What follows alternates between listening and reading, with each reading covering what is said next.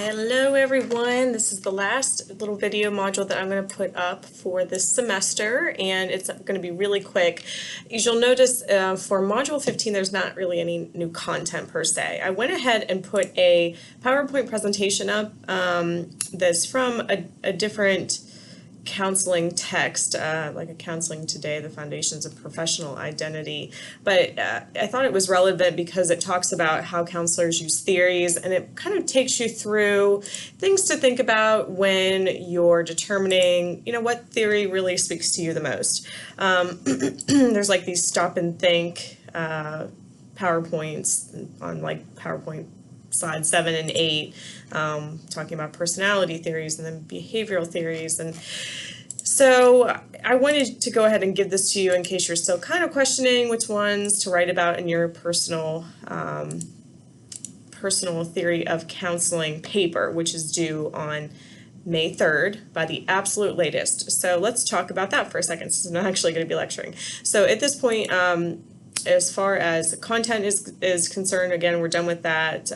As far as discussions are concerned, done with that. So really you have all the reflection papers, done with all of those. So right now you're just focusing on this personal theory paper and your final baseline video. So because we're at the end of the semester, everything's got to be turned in on the due date so that I can have time to adequately review everything, get grades completed, and get them submitted and all of that. Especially with this personal theory paper being due Friday, May 3rd, grades are due on Monday. So I'm going to be grading the whole weekend essentially for classes in general. So when you're thinking about this paper, yes, it's 20 points. It's a good amount in the greater picture of the course itself. But please, please, please follow the rubric. There are a number of things that you absolutely have to touch on in this paper. This is one of your artifacts, so it's really important that you are providing a very comprehensive paper to go along with the submission. So when you're looking at the rubric, the kind of basics of it are, what's the theory that you're focusing on, or theories, because, you can kind of be integrative or eclectic or whatnot, but you just want to be purposeful with telling me which theory you're choosing and selecting. So there's got to be meaning and reason and understanding behind the choice of the theoretical orientation that you're writing about.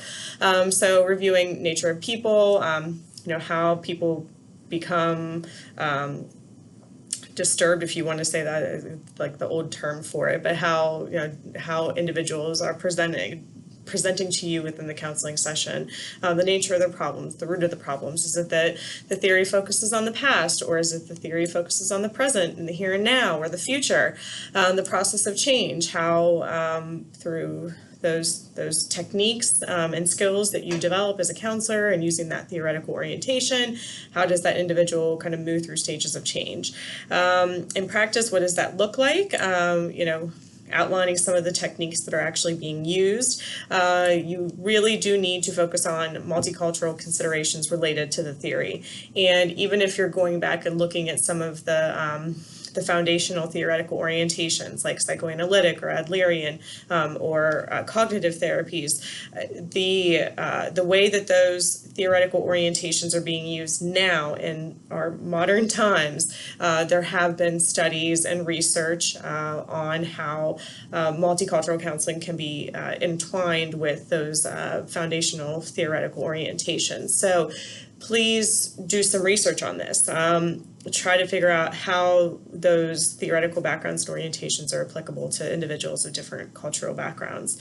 I want you to be very critical of the theory. So looking at strengths and limitations of the theory, yeah, you're picking it because you probably like it. You can see how it's applicable to the population that you're hoping to work with. Maybe you've tried it out before. Maybe it was something you tried in your immersive week and it really, felt good. But I really want you to explain to me what the limitations of the theory are, because none of these theories are perfect. They just aren't. There are flaws within each one of them. So there are things that each one is missing.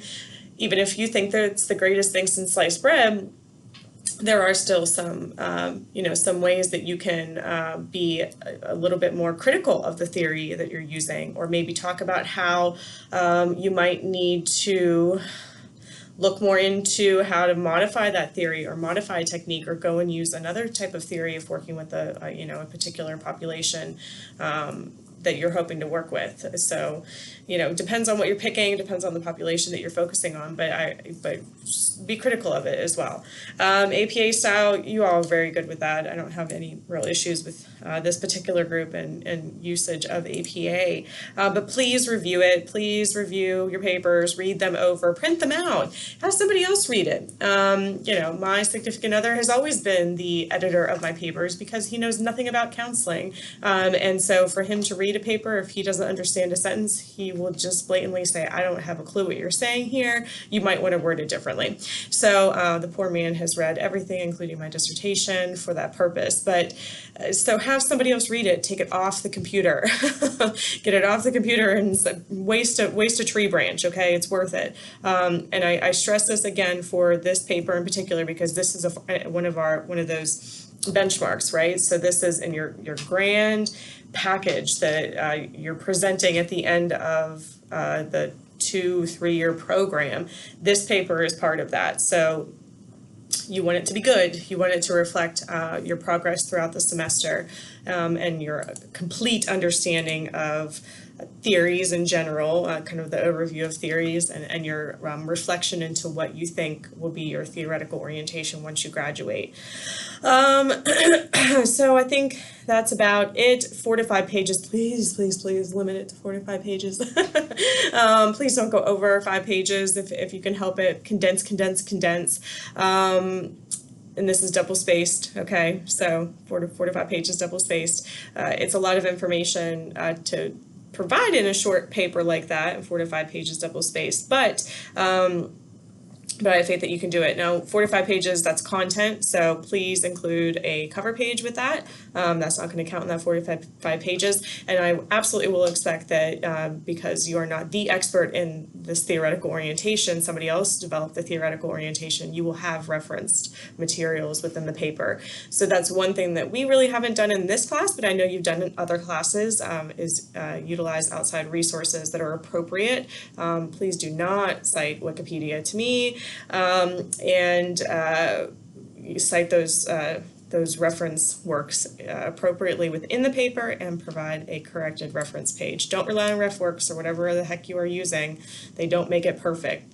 So please go back and check your APA manual, Purdue OWL and the like, and if you have any questions, let me know. So with that, it's been great this semester. I loved getting to meet all of you during the immersive week. I think you all are adequately prepared to move on to theories and techniques too.